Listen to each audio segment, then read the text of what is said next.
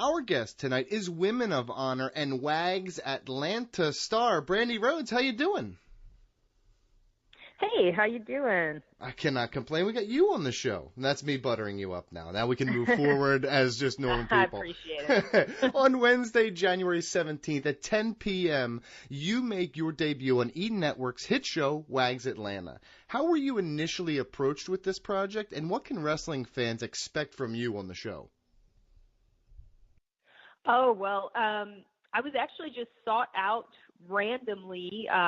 They got in touch with my management about doing a Skype interview to be considered for the show, which to me, I thought, oh, if we're doing a Skype interview, they must be in the very early stages of casting for this. So, okay, cool. Sure, no problem.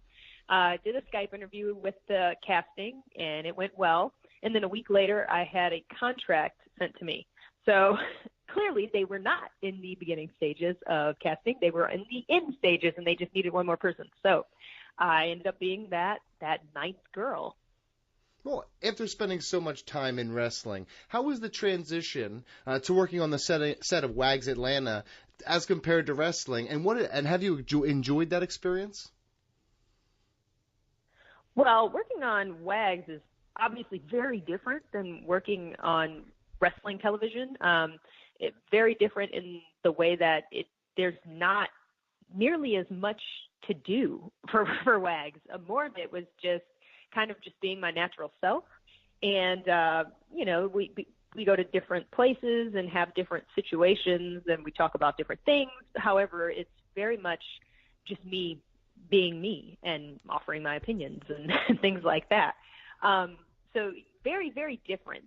But both, they're good. It's nice to have something different to kind of break up the norm of what I'm used to doing in television. And it was a lot of fun to get to film different scenes and try different things out. And I probably would say I've had the most fun in everything that I got to do with Cody, because we were just our usual selves, which, people will get a chance to see. I won't tell you too much, but it was a lot of fun with him for sure. Mike, here, next question.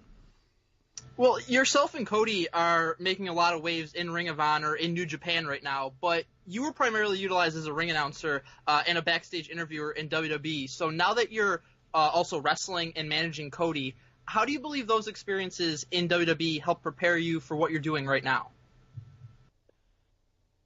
Well, that's actually a really good question. Nobody's asked me that yet, so kudos to you. But the one thing that makes this so much, I wouldn't say easier, because the learning curve is huge, and I'm still making my way here. But watching from ringside, watching wrestling for so many years, and seeing so many different things and watching these different stories play out, I understand what you want to see. That doesn't mean I can do it always accurately. However, I understand what people want to see, and I understand what needs to happen where and when. And a lot of people, you'd be shocked. It's the most natural thing to understand. And it's one of those things that's helped me so much as far as basically just putting matches together, because when someone starts to say something, I would say, well, you wouldn't want to do that because that doesn't make sense because of X, Y, and Z. And they're like, oh, you're right. Yeah. How do you know that? And I've been watching for so long. I know if it doesn't fit, if it's out of place. I remember times sitting at ringside and looking at whoever was sitting next to me and saying, what? But, it's just helped to kind of ingrain in my mind what things should look like for a fan and what just makes sense, I guess. Brandon Galvin, next question. Well, your performance with Cody at Wrestle Kingdom 12 was my favorite that I've seen from you two, and you both have just nailed your characters. So in following up from that question, are you mapping out most of what you do beforehand, or is most of it ad-libbed in front of the fans? Again, this sport is just it's such a roller coaster, because for me personally, I feed off of the energy around me. So if everybody is wanting something and they're yelling and they're cheering, or they're liking something, or they're not liking something, they're hating it, but, in a good way, I totally go off of that.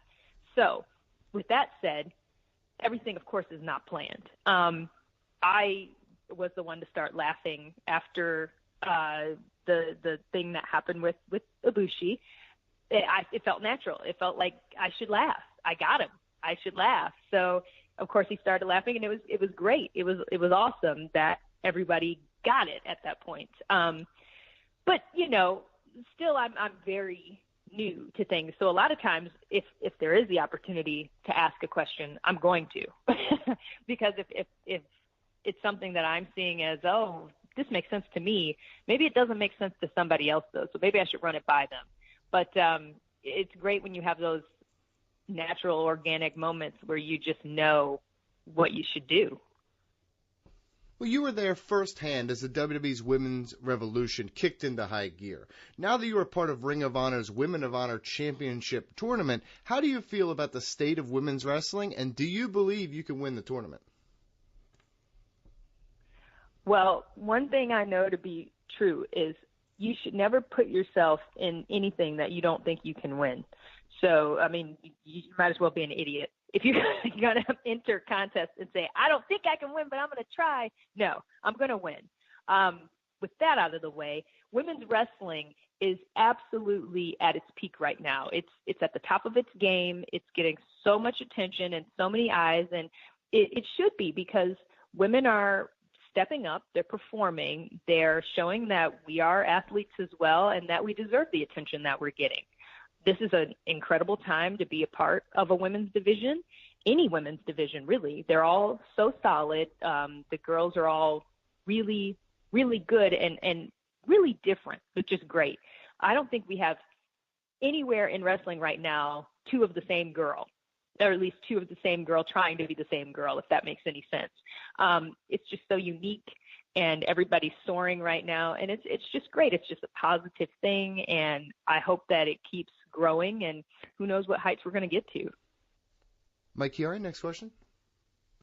Many in the wrestling business say that nothing can compare to the enormity of WrestleMania, but Wrestle Kingdom in the Tokyo Dome may be the closest thing to it. And for you, having been part of both of them, how would you say Wrestle Kingdom kind of compares to WrestleMania in terms of the scale and the importance?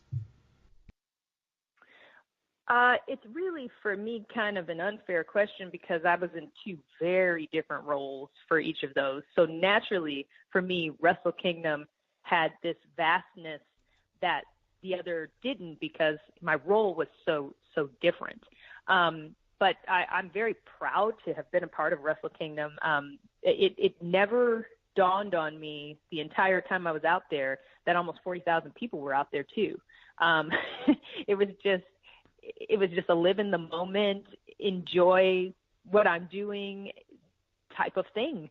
There was no, I guess, I don't add a lot of pressure or take away pressure based on crowds. I'm the same amount nervous at Center Stage in Atlanta as I am at the Tokyo Dome and Wrestle Kingdom. So it's all the same to me. The level of performance is the same. The amount that I want to do well is the exact same.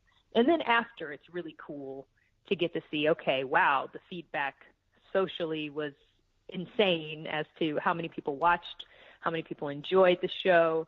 So that's probably the biggest difference that I would say I see between shows, is how much people interact, because it's so much bigger. But really, for me, Wrestle Kingdom was the greatest thing I've achieved so far. Brandon Galvin, next question. WWE's Mae Young Classic was a big hit with wrestling fans. So is there anything you would like to see Ring of Honor take from that to implement into their own championship tournament? And is there anything you would like to see done differently? I think everybody has to be unique. I think everybody has to have their own take on what they want to do. You can't try to copycat what someone else did. They've already done it. The Women of Honor's division has been very good at being unique and being themselves. So I just hope that throughout this tournament we stay that course. Obviously the focus is on the women, the wrestling, and we'll see. We'll see what happens throughout the tournament. But I don't think that there's any pressure or anything to try to mimic or replicate anything anyone else has done. Mike Chiari? Along with the Women of Honor title tournament, one of the biggest announcements in women's wrestling recently was that of the first ever Women's Royal Rumble. And although it's occurring under the WWE umbrella, what do you think about the meaning of that match and what it could possibly do for women's wrestling across the globe in all companies? Oh, I think it's great. I think it's wonderful that women are getting this opportunity, and I think that they're going to take it and run with it. And I'm sure from that you're going to see so much more happen in the next coming years. Brandon Galvin, final question? With how successful you and Cody have been around the world in wrestling and now expanding further into mainstream entertainment with WAGS Atlanta, has WWE contacted you about a potential return, and is that something that you would consider? Wow, what a question. All I could say is that we are doing really, really well with everything that we're doing, and we've been very happy on this path that we're on, and we're happy for every success that everyone in wrestling is having right now. I think that everything is continuing to grow. We're continuing to grow too, and sky's the limit. That is a very politically correct answer, and I do appreciate that. I very much do. A huge thank you to our guest tonight, Brandi Rhodes. Catch her stealing the show every Wednesday at 10 p.m. on E! Network's hit show, WAGS Atlanta. Tell the fans where else they can support you. Well, I have my blog, of course, which is notanotherBasicB.com. You can definitely check me out there, as well as on social media, the Brandi Rhodes, THE Brandi Rhodes on Twitter and Instagram. And they can also catch my new blog that I'm doing for OK Magazine. It's a weekly blog. I post about it all the time, but if you want to check it out, at OK Magazine, I'll also post it as well. Well, another huge thank you to our guest, Brandi Rhodes. Good luck moving forward. Thank you very much.